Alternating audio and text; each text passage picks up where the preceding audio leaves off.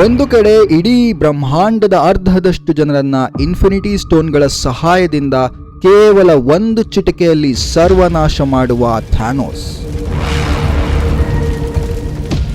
ಮತ್ತೊಂದು ಕಡೆ ಈ ನಷ್ಟವನ್ನ ಭರಿಸಿ ಕಣ್ಮರೆಯಾದವರನ್ನೆಲ್ಲ ಮತ್ತೆ ಬದುಕಿಸುವುದಾಗಿ ಪಣ ತೊಡುವ ಅವೆಂಜರ್ಸ್. ಇವರಿಬ್ಬರ ನಡುವಿನ ಒಂದು ಮಹಾ ಸಂಘರ್ಷದ ಕಥೆಯೇ ಅವೆಂಜರ್ಸ್ ಎಂಡ್ ಗೇಮ್.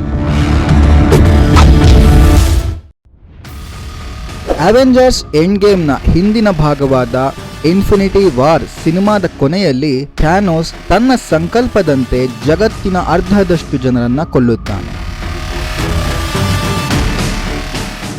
ಯಾವುದೇ ವೈಯಕ್ತಿಕ ಕಾರಣಗಳಿಲ್ಲದೆ, ಯಾವುದೇ ಭೇದ ಭಾವವಿಲ್ಲದೆ ಅರ್ಧದಷ್ಟು ಜನರು ಕಣ್ಮರೆಯಾಗಿರುತ್ತಾರೆ. ಹಾಗಾದರೆ ಥ್ಯಾನೋಸ್ ಯಾಕೆ ಹೀಗೆ ಮಹಾಕ್ರೂರಿಯಾಗುತ್ತಾನೆ? ಅವನ ಉದ್ದೇಶವೇನು? ನಾನು ಸುಜಯ್, ನೀವು ನೋಡ್ತಾ ಇರೋದು ನಳಂದ ಕನ್ನಡ ಯೂಟ್ಯೂಬ್ ಚಾನಲ್. ಹಾಗೆಯೇ ಇಲ್ಲಿಂದ ಮುಂದಿರೋದಕ್ಕಿಂತ ಮುಂಚೆ ನಮ್ಮ ಚಾನಲ್ಗೆ ಇದುವರೆಗೂ ಸಬ್ಸ್ಕ್ರೈಬ್ ಮಾಡಿಲ್ಲ ಅಂದರೆ ಈಗಲೇ ಸಬ್ಸ್ಕ್ರೈಬ್ ಮಾಡಿ ಮತ್ತು ಪಕ್ಕದಲ್ಲಿ ಕಾಣುವಂತಹ ಬೆಲ್ ಐಕಾನ್ ಅನ್ನು ಸಹ ಒತ್ತಿ. ಮೂಲತಃ ಥ್ಯಾನೋಸ್ ಟೈಟಾನ್ ಎಂಬ ಗ್ರಹವಾಸಿಯಾಗಿರುತ್ತಾನೆ. ಅಲ್ಲಿ ಅತಿಯಾದ ಜನಸಂಖ್ಯೆಯಿಂದ ಇಡೀ ಗ್ರಹದ ನಾಗರಿಕತೆಯೇ ನಶಿಸುತ್ತಿರುತ್ತದೆ. ಹೀಗೆ ಪತನವಾಗುತ್ತಿರುವ ತನ್ನ ಗ್ರಹವನ್ನು ಉಳಿಸಲು ಅವನು ಒಂದು ಉಪಾಯ ಮಾಡುತ್ತಾನೆ. ಅದೆಂದರೆ ಈ ಗ್ರಹದ ಅರ್ಧದಷ್ಟು ಜನರನ್ನ ನಿಷ್ಪಕ್ಷಪಾತವಾಗಿ ಕೊಂದರೆ ಉಳಿದ ಅರ್ಧದಷ್ಟು ಜನರು ಸರಿಯಾಗಿ ಸಂಪನ್ಮೂಲಗಳನ್ನು ಬಳಸಿಕೊಂಡು ನೆಮ್ಮದಿಯಾಗಿ ಬದುಕಬಹುದು ಎಂದು. ಇದಕ್ಕೆ ಯಾರೂ ಒಪ್ಪುವುದಿಲ್ಲ. ಆದರೆ ಥ್ಯಾನೋಸ್ ಊಹಿಸಿದಂತೆ ಕೆಲವೇ ವರ್ಷಗಳಲ್ಲಿ ಟೈಟಾನ್ ಗ್ರಹದ ಎಲ್ಲ ಜೀವ ಸಂಕುಲವೇ ನಾಶವಾಗಿ ಥ್ಯಾನೋಸ್ ಒಬ್ಬ ಮಾತ್ರ ಬದುಕುಳಿಯುತ್ತಾನೆ. ತನ್ನ ಗ್ರಹಕ್ಕಾದ ಈ ಸ್ಥಿತಿ ಮತ್ಯಾವ ಗ್ರಹಕ್ಕೂ ಆಗಬಾರದೆಂದು ನಿರ್ಧರಿಸುವ ಥ್ಯಾನೋಸ್ ಬ್ರಹ್ಮಾಂಡದ ಸಮತೋಲನಕ್ಕಾಗಿ ಸಿಕ್ಕ ಗ್ರಹಗಳಿಗೆ ನುಗ್ಗಿ ಅಲ್ಲಿನ ಅರ್ಧದಷ್ಟು ಜನರನ್ನ ಕೊಲ್ಲುತ್ತಾ ಬರುತ್ತಾನೆ. ಅಂತಿಮವಾಗಿ ಇನ್ಫಿನಿಟಿ ಸ್ಟೋನ್ಗಳ ಸಹಾಯದಿಂದ ತನ್ನಿಚ್ಛೆಯನ್ನ ಪೂರ್ಣಗೊಳಿಸಿಕೊಳ್ಳಬಹುದೆಂದು ಅರಿಯುತ್ತಾನೆ. ಹಾಗಾದರೆ ಇನ್ಫಿನಿಟಿ ಸ್ಟೋನ್ಸ್ ಅಂದರೆ ಏನು? ಸಿನಿಮಾದ ಪ್ರಕಾರ ಈ ಬ್ರಹ್ಮಾಂಡದ ಉಗಮ ಕಾಲದಲ್ಲಿ 6 ಶಕ್ತಿಶಾಲಿ ಹರಳುಗಳು ಸೃಷ್ಟಿಯಾಗುತ್ತವೆ. ಅವುಗಳ ಸಹಾಯದಿಂದ ಜಗತ್ತಿನ ಆಗುಹೋಗುಗಳನ್ನು ನಿಯಂತ್ರಿಸಬಹುದು. ಇನ್ಫಿನಿಟಿ ವಾರ್ ಸಿನಿಮಾದ ಅಂತ್ಯದಲ್ಲಿ ಅನೇಕ ಅವೆಂಜರ್ಗಳು ಬದುಕುಳಿದಿರುತ್ತಾರೆ. ಸಾಯುವ ಮುನ್ನ ಶೀಲ್ಡ್ ಸಂಸ್ಥೆಯ ಮುಖ್ಯಸ್ಥ ನಿಕ್ ಫ್ಯೂರಿ ಕ್ಯಾಪ್ಟನ್ ಮಾರ್ವೆಲ್ಗೆ ಒಂದು ಸಹಾಯದ ಕೋರಿಕೆಯನ್ನು ಕಳುಹಿಸುತ್ತಾನೆ. ಬೇರಾವುದೋ ಗ್ಯಾಲಕ್ಸಿಯಿಂದ ಭೂಮಿಗೆ ಬರುತ್ತಿರುವ ಅವಳು ಅಂತಿಮ ಹಂತದಲ್ಲಿರುವ ಐರನ್ ಮ್ಯಾನ್ ಮತ್ತು ನೆಬುಲಾಳನ್ನು ಭೂಮಿಗೆ ಹೊತ್ತು ತರುತ್ತಾಳೆ. ಅವರಿಬ್ಬರು ಅಲ್ಲಿ ಹೇಗೆ ಸಿಕ್ಕಿಹಾಕಿಕೊಂಡರೆಂದರೆ, ಇನ್ಫಿನಿಟಿ ವಾರ್ನ ಸಮಯದಲ್ಲಿ doctor strange, iron man, spider man ಮತ್ತು ಗಾರ್ಡಿಯನ್ಸ್ ಆಫ್ ಗ್ಯಾಲಕ್ಸಿ ಟೈಟಾನ್ಗೆ ತೆರಳಿ ಥ್ಯಾನೋಸ್ ಅನ್ನ ಕೊಲ್ಲುವುದಕ್ಕೆ ಪ್ರಯತ್ನಿಸಿ ವಿಫಲರಾಗಿರುತ್ತಾರೆ. ಮತ್ತು ಥ್ಯಾನೋಸ್ ಅಂತಿಮವಾಗಿ ಚಿಟಿಕೆ ಹೊಡೆದ ಪರಿಣಾಮ ಇವರಿಬ್ಬರನ್ನು ಬಿಟ್ಟು ಉಳಿದವರೆಲ್ಲ ಧೂಳಾಗಿ ಕಣ್ಮರೆಯಾಗಿರುತ್ತಾರೆ. ಈಗ ಕ್ಯಾಪ್ಟನ್ ಮಾರ್ವೆಲ್ ಥ್ಯಾನೋಸ್ ಅನ್ನು ಹುಡುಕುವುದಾಗಿ ಹೇಳಿದಾಗ Captain America, Natasha, Thor, Rhodes, Nebula ಮತ್ತು ರಾಕೆಟ್ ಅವಳೊಂದಿಗೆ ಕೈ ಜೋಡಿಸುತ್ತಾರೆ. ನೆಬುಲಾ ಮೂಲತಃ ಥ್ಯಾನೋಸ್ ಬೆಳೆಸಿದವಳಾಗಿದ್ದು ಅವನು ಎಲ್ಲಿದ್ದಾನೆಂದು ತಿಳಿದಿರುತ್ತಾಳೆ. ತಮ್ಮ ಒಂದು ಸ್ಪೇಸ್ ಕ್ರಾಫ್ಟ್ನ ಸಹಾಯದಿಂದ ಇವರೆಲ್ಲರೂ ಥ್ಯಾನೋಸ್ ಇರುವ ಗ್ರಹಕ್ಕೆ ತೆರಳುತ್ತಾರೆ. ತನ್ನ ಎಲ್ಲ ಕೆಲಸಗಳನ್ನು ಪೂರ್ಣಗೊಳಿಸಿದ್ದ ಥ್ಯಾನೋಸ್ ಒಬ್ಬಂಟಿಯಾಗಿ ಒಂದು ಗುಡಿಸಿನಲ್ಲಿ ಇರುತ್ತಾನೆ ಮತ್ತು ಅವನನ್ನು ಇಲ್ಲಿ ಬಂದ ಅವೆಂಜರ್ಸ್ ಸುತ್ತುವರಿಯುತ್ತಾರೆ. ಥ್ಯಾನೋಸ್ನಿಂದ ಆ ಇನ್ಫಿನಿಟಿ ಸ್ಟೋನ್ಗಳನ್ನು ಪಡೆದು ಸತ್ತವರನ್ನೆಲ್ಲ ಬದುಕಿಸಲು ಬರುವ ಅವೆಂಜರ್ಸ್ಗೆ ಒಂದು ಆಘಾತ ಕಾದಿರುತ್ತದೆ. ಅದುವೇ ಈ ಶಕ್ತಿಯಿಂದ ಪ್ರಚೋದಿತನಾಗಬಾರದು ಮತ್ತು ಇದನ್ನು ಮತ್ತಾರೂ ಬಳಸಬಾರದೆಂದು ಆ 6 ಇನ್ಫಿನಿಟಿ ಸ್ಟೋನ್ಗಳನ್ನು ಥ್ಯಾನೋಸ್ ನಾಶ ಮಾಡಿರುತ್ತಾನೆ. ಆಗ ಸಿಟ್ಟಿನಿಂದ ಥಾರ್ ಥ್ಯಾನೋಸ್ನ ತಲೆಯನ್ನು ಕತ್ತರಿಸುತ್ತಾನೆ. ಇದಕ್ಕೆ ಕಾರಣ ಇನ್ಫಿನಿಟಿ ವಾರ್ನಲ್ಲಿ ಅದೇ ಆಯುಧದಿಂದ ಥಾರ್ ಥ್ಯಾನೋಸ್ನ ತಲೆಯನ್ನು ಕತ್ತರಿಸುವ ಬದಲು ಎದೆಗೆ ಇರಿದು ತಪ್ಪು ಮಾಡಿರುತ್ತಾನೆ. ಇದಾದ ಬಳಿಕ ಖಿನ್ನತೆಗೊಳಗಾಗುವ ಪ್ರತಿಯೊಬ್ಬ ಅವೆಂಜರ್ಸ್ ಸೋತವೆಂಬ ಬೇಜಾರಿನ ದಿನಗಳನ್ನು ಕಳೆಯುತ್ತಾರೆ. ಥಾರ್ ತನ್ನದೇ ಆಸ್ಗಾರ್ಡ್ ಅನ್ನು ನಾರ್ವೆಯಲ್ಲಿ ಸೃಷ್ಟಿಸಿ ಬಿಯರ್ ಕುಡಿಯುತ್ತಾ ಕುಡುಕನಾಗಿ ಡುಮ್ಮನಾಗಿ ಬಿಡುತ್ತಾನೆ. ಇತ್ತ ಕ್ಲಿಂಟ್ ಅಪರಾಧಿಗಳನ್ನ ಹುಡುಕಿ ಕೊಲ್ಲುವ ಹುಚ್ಚನಾಗುತ್ತಾನೆ. ಇದಾಗಿ 5 ವರ್ಷಗಳ ಬಳಿಕ ಈ ಕಥೆಗೆ ಒಂದು ತಿರುವು ಸಿಗುತ್ತದೆ. ಅದುವೇ 5 ವರ್ಷಗಳ ಹಿಂದೆ ಪ್ರಯೋಗವೊಂದರ ಕಾರಣ ಉಪಕರಣವೊಂದರಲ್ಲಿ ಮೈಕ್ರೋ ಗಾತ್ರದಲ್ಲಿ ಸಿಕ್ಕಿ ಹಾಕಿಕೊಂಡಿದ್ದ ಆಂಟ್ ಮ್ಯಾನ್ ಒಂದು ಇಲಿಯ ದಯೆಯಿಂದ ಹೊರಬರುತ್ತಾನೆ. 5 ವರ್ಷಗಳು ಆ ಆಯಾಮದಲ್ಲಿ ಅವನಿಗೆ ಕೇವಲ 5 ತಾಸಿನ ಸಮಯವಾಗಿರುತ್ತದೆ. ಆದರೆ ತನ್ನ ಹೆಂಡತಿಯನ್ನು ಆಂಟ್ ಮ್ಯಾನ್ ಕಳೆದುಕೊಂಡಿರುತ್ತಾನೆ. ಈ ಹೊತ್ತಿಗೆ ಕ್ಯಾಪ್ಟನ್ ಮಾರ್ವೆಲ್ ತನ್ನ ಮತ್ತೊಂದು ಮಿಷನ್ನ ಕಾರಣ ಬೇರೊಂದು ಗ್ಯಾಲಕ್ಸಿಗೆ ತೆರಳುತ್ತಾಳೆ. ಆಗ ಆಂಟ್ ಮ್ಯಾನ್ ತನ್ನ ಪ್ರಯೋಗದ ಬಗ್ಗೆ ಮತ್ತಷ್ಟು ಮಾಹಿತಿ ಕಲೆ ಹಾಕಿ ಕ್ಯಾಪ್ಟನ್ ಅಮೆರಿಕಾ ಮತ್ತು ನತಾಶಾ ಜೊತೆ ಸೇರಿ ತನ್ನ ಐಡಿಯಾವನ್ನು ಮುಂದಿಡುತ್ತಾನೆ.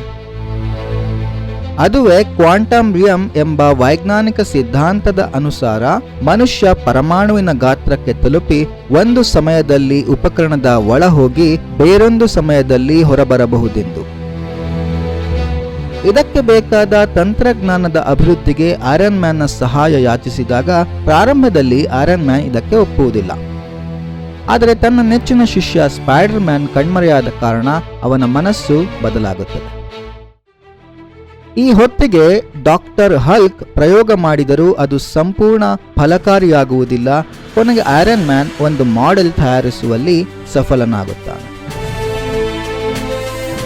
ಈ ಸಾಧನದ ಸಹಾಯದಿಂದ ಕ್ಲಿಂಟ್ ಟೈಮ್ ಟ್ರಾವೆಲ್ ಮಾಡಿದಾಗ ಇವರ ಪ್ರಯತ್ನ ಸಾಧ್ಯವಾಗುವುದೆಂದು ತಿಳಿಯುತ್ತದೆ.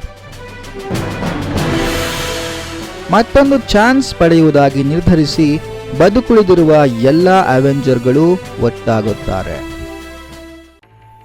ಈಗ ಟೈಮ್ ಟ್ರಾವೆಲ್ ಮಾಡಿ ಹಿಂದೆ ನಡೆದದ್ದನ್ನು ಬದಲಾಯಿಸಿದರೂ ಪ್ರಸ್ತುತ ಬದಲಾಗುವುದಿಲ್ಲ. ಹಾಗಾಗಿ ಟೈಮ್ ಟ್ರಾವೆಲ್ನ ಮೂಲಕ ಎಲ್ಲ ಇನ್ಫಿನಿಟಿ ಸ್ಟೋನ್ಗಳನ್ನು ಭೂತಕಾಲದಿಂದ ಪ್ರಸ್ತುತಕ್ಕೆ ತಂದು ಅದರಿಂದ ನಾಶವಾಗಿರುವ 50% ಜನರನ್ನ ಬದುಕಿಸುವುದಾಗಿ ಉಪಾಯ ಮಾಡುತ್ತಾರೆ. ಅಂದರೆ ಇವರೀಗ ಟೈಮ್ ಟ್ರಾವೆಲ್ ಮಾಡಿ ಹಿಂದೆ ಹೋಗಿ ಇನ್ಫಿನಿಟಿ ಸ್ಟೋನ್ಗಳನ್ನು ಇದೇ ಸಮಯಕ್ಕೆ ತರಬೇಕು.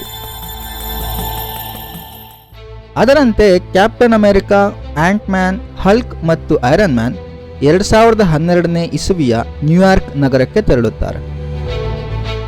ಆಗ ಹಲ್ಕ್ ಟೈಮ್ ಸ್ಟೋನ್ ಅಥವಾ ಸಮಯದ ಹರಳಿಗಾಗಿ ಡಾಕ್ಟರ್ ಸ್ಟ್ರೇಂಜ್ನ ಗುರುವಿನ ಹತ್ತಿರ ಕೇಳಿದಾಗ ಅವರು ಕೊಡಲು ಒಪ್ಪುವುದಿಲ್ಲ. ಒಂದು ವೇಳೆ ಈ ಹರಳನ್ನು ನೀಡಿದರೆ ದುಷ್ಟ ಶಕ್ತಿಗಳು ಪ್ರಬಲವಾಗಬಹುದೆಂದು ಅವರು ನಿರಾಕರಿಸುತ್ತಾರೆ. ಆಗ ಹಲ್ಕ್ ಮುಂದೆ ಈ ಹರಳನ್ನು ಡಾಕ್ಟರ್ ಸ್ಟ್ರೇಂಜ್ ಥ್ಯಾನೋಸ್ಗೆ ತಮ್ಮಿಚ್ಛೆಯಂತೆಯೇ ನೀಡುತ್ತಾರೆ. ಅದಕ್ಕೆ ಇದುವೇ ಕಾರಣ ಎಂದಾಗ ಎಂಡ್ ಗೇಮ್ನಲ್ಲಿ ಸತ್ತವರನ್ನು ಬದುಕಿಸಲು ಈ ಹರಳು ಬೇಕೇ ಬೇಕು ಮತ್ತು ಕೆಲಸವಾದ ನಂತರ ಈ ಹರಳನ್ನು ಇದೇ ಸಮಯಕ್ಕೆ ಬಂದು ವಾಪಸ್ ನೀಡುವುದಾಗಿ ಹೇಳಿದಾಗ ಆ ಗುರು ಆ ಸಮಯದ ಹರಳನ್ನು ಹಲ್ಕ್ಗೆ ನೀಡುತ್ತಾರೆ. ಇದೇ ದಿನ ಲೋಕಿ ಬಳಸಿದ್ದ ಮೈಂಡ್ ಸ್ಟೋನ್ ಇರುವ ಆಯುಧವನ್ನು ಶೀಲ್ಡ್ ತಂಡ ಹೊತ್ತೊಯ್ಯುತ್ತಿರುತ್ತಾರೆ. ಆದರೆ ಇವರೆಲ್ಲ ಹೈಡ್ರಾ ಎಂಬ ಮತ್ತೊಂದು ಉಗ್ರಗಾಮಿಗಳ ಸಂಘಟನೆಯವರಾಗಿರುತ್ತಾರೆ. ಕ್ಯಾಪ್ಟನ್ ಅಮೆರಿಕಾ ಉಪಾಯದಿಂದ ಅದನ್ನು ಪಡೆಯುತ್ತಾನೆ. ಆದರೆ ಈ ಹೊತ್ತಿಗೆ 2012ರಲ್ಲಿರುವ ಕ್ಯಾಪ್ಟನ್ ಅಮೆರಿಕಾ ಜೊತೆಗೆ ಈ ಕ್ಯಾಪ್ಟನ್ ಹೊಡೆದಾಡಬೇಕಾಗುತ್ತದೆ. ಯಾಕಂದ್ರೆ ಟೆಜರಾಕ್ನ ಸಹಾಯದಿಂದ ಲೋಕಿ ಅಲ್ಲಿಂದ ತಪ್ಪಿಸಿಕೊಳ್ಳುತ್ತಾನೆ. ಮತ್ತು 2012ರ ಕ್ಯಾಪ್ಟನ್ ಈಗ ಬರುವ ಮತ್ತೊಬ್ಬ ಕ್ಯಾಪ್ಟನ್ ಅನ್ನು ಲೋಕಿಯೇ ಹೀಗೆ ತನ್ನ ವೇಷದಲ್ಲಿ ಬಂದಿದ್ದಾನೆಂದು ತಪ್ಪು ತಿಳಿಯುತ್ತಾನೆ.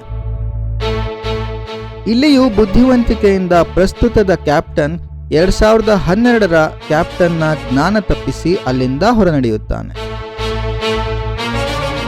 ಇಲ್ಲಿ ನಮಗೆ ಸ್ವಲ್ಪ ಕನ್ಫ್ಯೂಸ್ ಆಗಬಹುದು, ಯಾಕಂದ್ರೆ ಒಬ್ಬನೇ ವ್ಯಕ್ತಿ ಎರಡೂ ಸಮಯಗಳಿಂದ ಒಟ್ಟಿಗೆ ಸೇರಿರುತ್ತಾನೆ. ಈಗ ಟೆಜರಾಕ್ಟ್ನಲ್ಲಿರುವ ಸ್ಪೇಸ್ ಸ್ಟೋನ್ ತರಲು 1970ರ ಸಮಯಕ್ಕೆ ತೆರಳಿ ಶೀಲ್ಡ್ ಸಂಸ್ಥೆಯಿಂದ ಅದನ್ನು ಯಾರಿಗೂ ಗೊತ್ತಾಗದಂತೆ ಐರನ್ ಮ್ಯಾನ್ ತೆಗೆದುಕೊಳ್ಳುತ್ತಾನೆ.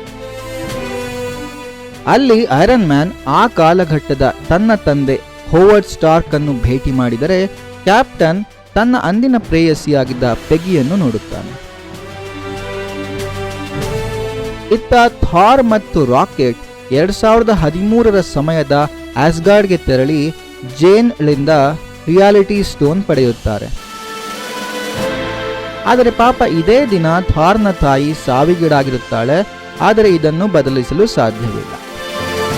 ಕೊನೆಗೆ ತನ್ನ ತಾಯಿಗೆ ಅಪ್ಪುಗೆ ನೀಡಿ ಆಶೀರ್ವಾದ ಪಡೆದು ತನ್ನ ನೆಚ್ಚಿನ ಆಯುಧದೊಂದಿಗೆ ಪ್ರಸ್ತುತಕ್ಕೆ ವಾಪಸ್ಸಾಗುತ್ತಾರೆ. ನತಾಶಾ ಮತ್ತು ಕ್ಲಿಂಟ್ 2014ರ ಸಮಯದ ವಾರ್ಮಿರ್ ಎಂಬ ಗ್ರಹಕ್ಕೆ ಆತ್ಮದ ಹರಳು ಅಥವಾ ಸೋಲ್ ಸ್ಟೋನ್ ಅನ್ನು ಹುಡುಕಿಕೊಂಡು ತೆರಳುತ್ತಾರೆ. ಆ ಹರಳಿನ ಕಾವಲುಗಾರ ರೆಡ್ ಸ್ಕಲ್ ಈ ಆತ್ಮದ ಹರಳನ್ನು ಪಡೆಯಲು ನಾವು ಅತ್ಯಂತ ಇಷ್ಟಪಡುವ ಆತ್ಮವನ್ನೇ ಬಲಿದಾನ ನೀಡಬೇಕು ಎಂದು ತಿಳಿಸುತ್ತಾನೆ. ಮೂಲತಃ ಈ ರೆಡ್ ಸ್ಕಲ್ 2ನೇ ಮಹಾಯುದ್ಧದ ವೇಳೆ ಹಿಟ್ಲರ್ನ ಅಡಿಯಲ್ಲಿ ವಿಜ್ಞಾನಿ ತಂಡದ ನಾಯಕನಾಗಿರುತ್ತಾನೆ ಮತ್ತು ಕ್ಯಾಪ್ಟನ್ ಅಮೆರಿಕ ಎದುರು ಸೋತು ಇಲ್ಲಿಗೆ ಬಂದಿರುತ್ತಾನೆ. ಆದರೆ ಈ ಹರಳನ್ನು ಪಡೆಯಲು ಕ್ಲಿಂಟ್ ಅಥವಾ ನತಾಶಾ ಇಬ್ಬರಲ್ಲೊಬ್ಬರು ಪ್ರಾಣತ್ಯಾಗ ಮಾಡಲೇಬೇಕು. ಕ್ಲಿಂಟ್ ನೆಗೆಯುತ್ತಾನೆ, ಆದರೆ ನತಾಶಾ ಹಾರಿ ಅವನನ್ನು ಉಳಿಸಿ ತನ್ನ ಬಲಿದಾನ ನೀಡುತ್ತಾಳೆ.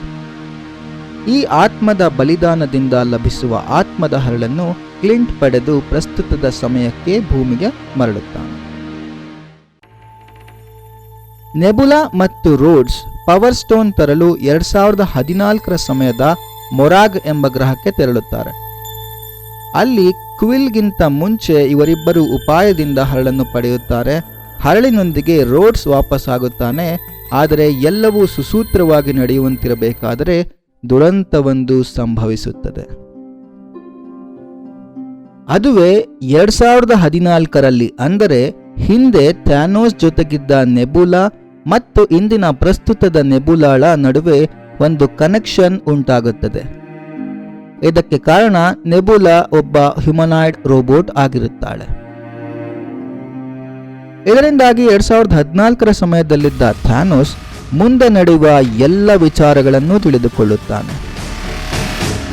ಹೇಗೆ ತಾನು ತನ್ನ ಉದ್ದೇಶ ಪೂರ್ತಿಗೊಳಿಸಿ ಜಯಶಾಲಿಯಾದೆ ಮತ್ತು ಅಂತಿಮವಾಗಿ ಥಾರ್ ತನ್ನನ್ನು ಸಂಹರಿಸಿದ, ಇದೆಲ್ಲವೂ ಅವನಿಗೆ ತಿಳಿಯುತ್ತದೆ. ಮತ್ತು ಪ್ರಸ್ತುತದ ನೆಬುಲಾಳನ್ನು 2014ರ ಥ್ಯಾನೋಸ್ ಬಂಧಿಸಿ ಅವಳ ಬದಲಿಗೆ 2014ರ ನೆಬುಲಾಳನ್ನು ಭೂಮಿಗೆ ಪ್ರಸ್ತುತಕ್ಕೆ ಕಳುಹಿಸುತ್ತಾನೆ. ಅಂದರೆ 2014ರಲ್ಲಿ ನೆಬುಲಾ ಕೆಟ್ಟವಳಾಗಿದ್ದಳು, ನಂತರ ಒಳ್ಳೆಯವಳಾಗುತ್ತಾಳೆ. ಇದೀಗ ಪ್ರಸ್ತುತದ ನೆಬುಲಾಳ ಜಾಗದಲ್ಲಿ ಹಳೆಯ ಕೆಟ್ಟ ನೆಬುಲಾ ಇವರಿರುವಲ್ಲಿಗೆ ಬರುತ್ತಾಳೆ. ಆತ್ಮದ ಹರಳಿಗೆ ತನ್ನ ಆತ್ಮವನ್ನೇ ನೀಡಿದ ನತಾಶಳನ್ನು ನೆನೆದು ಎಲ್ಲರೂ ಮರುಗುತ್ತಾರೆ. ಹಾಗೂ ಎಲ್ಲ ಇನ್ಫಿನಿಟಿ ಸ್ಟೋನ್ಗಳನ್ನು ಸಂಗ್ರಹಿಸಿದ ನಂತರ ಐರನ್ ಮ್ಯಾನ್ ಒಂದು ಸಾಧನದಲ್ಲಿ ಅದನ್ನೆಲ್ಲ ಸೇರಿಸುತ್ತಾನೆ ಮತ್ತು ಅದನ್ನು ಪ್ರಯೋಗ ಮಾಡಲು ಸಾಮರ್ಥ್ಯವಿರುವ ಏಕೈಕ ವ್ಯಕ್ತಿ ಹಲ್ಕ್ ಇದನ್ನು ಬಳಸಲು ನಿರ್ಧರಿಸುತ್ತಾನೆ. ಅದರಿಂದ ಹೊರಬರುವ ಗಾಮಾ ರೇಡಿಯೇಷನ್ ಅಥವಾ ವಿಕಿರಣಗಳ ಕಾರಣ ಹಲ್ಕ್ನ ಕೈ ಸುಟ್ಟು ಹೋಗುತ್ತದೆ. ಕೊನೆಗೆ ಹಲ್ಕ್ ಕಷ್ಟಪಟ್ಟು ಒಂದು ಚಿಟಿಕೆಯನ್ನು ಹೊಡೆಯುತ್ತಾನೆ. ಸೊ ಏನಾಯಿತು ಈಗ? ಆ ಚಿಟಿಕೆಯ ಪರಿಣಾಮದಿಂದ ಸತ್ತಿದ್ದ ಅಷ್ಟೂ ಜನ ವಾಪಸ್ ಜೀವಂತವಾಗಿ ಮರಳುತ್ತಾರೆ. ಸೊ ಇಲ್ಲಿಗೆ ಅವೆಂಜರ್ಸ್ ಏನು ಬಯಸಿದ್ದರೋ ಅದೇ ಸಂಭವಿಸಿತು. ಥ್ಯಾನೋಸ್ ನಾಶ ಮಾಡಿದ್ದ ಬ್ರಹ್ಮಾಂಡದ ಅಷ್ಟೂ ಜೀವ ಸಂಕುಲ ಮತ್ತೆ ಜೀವ ಪಡೆಯಿತು. ಆದರೆ ಪ್ರಸ್ತುತದ ನೆಬುಲಾ ಜಾಗದಲ್ಲಿರುವ 2014ರ ನೆಬುಲಾ ಟೈಮ್ ಮೆಷಿನ್ನ ಸಹಾಯದಿಂದ ಥ್ಯಾನೋಸ್ ಮತ್ತು ಅವನ ಸೈನ್ಯ ಇಲ್ಲಿಗೆ ಇದೇ ಸಮಯಕ್ಕೆ ಬರಲು ಸಹಾಯ ಮಾಡುತ್ತಾಳೆ. ಆಗ 2014ರ ಥ್ಯಾನೋಸ್ ಪ್ರಸ್ತುತಕ್ಕೆ ಟೈಮ್ ಟ್ರಾವೆಲ್ ಮಾಡಿ ಇವರಿರುವಲ್ಲಿಗೆ ಈಗ ಬಂದಿರುತ್ತಾನೆ. ಆದರೆ ಹಿಂದೆ ವಿಶ್ವದ ಅರ್ಧದಷ್ಟು ಜನರನ್ನ ಕೊಂದಿದ್ದ ಥ್ಯಾನೋಸ್ ಇದೀಗ ಎಲ್ಲರನ್ನೂ ಕೊಂದು ಮತ್ತೆ ಹೊಸ ಜೀವ ಸಂಕುಲವನ್ನ ಸೃಷ್ಟಿಸುವುದಾಗಿ ನಿಶ್ಚಯಿಸುತ್ತಾನೆ. ಅವೆಂಜರ್ಸ್ ಮತ್ತು ಥ್ಯಾನೋಸ್ ನಡುವೆ ಯುದ್ಧವಾಗುತ್ತದೆ. ಆದರೆ ಮತ್ತೆ ಥ್ಯಾನೋಸ್ಗೆ ಇಲ್ಲಿ ಮೇಲುಗೈ ಸಂಭವಿಸುತ್ತದೆ. ಜೊತೆಗೆ ಥ್ಯಾನೋಸ್ ತನ್ನ ಸೈನ್ಯವನ್ನೇ ಇಲ್ಲಿಗೆ ತಂದಿರುತ್ತಾನೆ. ಹಲ್ಕ್ನ ಚಿಟಿಕೆಯಿಂದ ಸತ್ತಿದ್ದ ಅಷ್ಟು ಜನ ಬದುಕಿರುತ್ತಾರೆ ಮತ್ತು ಇನ್ಫಿನಿಟಿ ವಾರ್ ಸಮಯದಲ್ಲಿ ಡಾಕ್ಟರ್ ಸ್ಟ್ರೇಂಜ್ಗೆ ಎಂಡ್ ಗೇಮ್ ಎಲ್ಲಿ ಸಂಭವಿಸುತ್ತದೆಂದು ತಿಳಿದಿರುತ್ತದೆ. ಹೀಗಾಗಿ ತನ್ನ ಜಾದುವಿನ ಸಹಾಯದಿಂದ ಸಾಧ್ಯವಾದಷ್ಟು ದೊಡ್ಡ ಸೈನ್ಯವನ್ನೇ ಸೇರಿಸಿರುತ್ತಾರೆ. ಡಾಕ್ಟರ್ ಸ್ಟ್ರೇಂಜ್ ತನ್ನ ಸಮಯದ ಹರಳನ್ನು ಬಳಸಿ ಥ್ಯಾನೋಸ್ ಅನ್ನು ಕೊಲ್ಲುವ ಏಕೈಕ ಮಾರ್ಗವನ್ನು ಕಂಡುಹಿಡಿಯುತ್ತಾನೆ.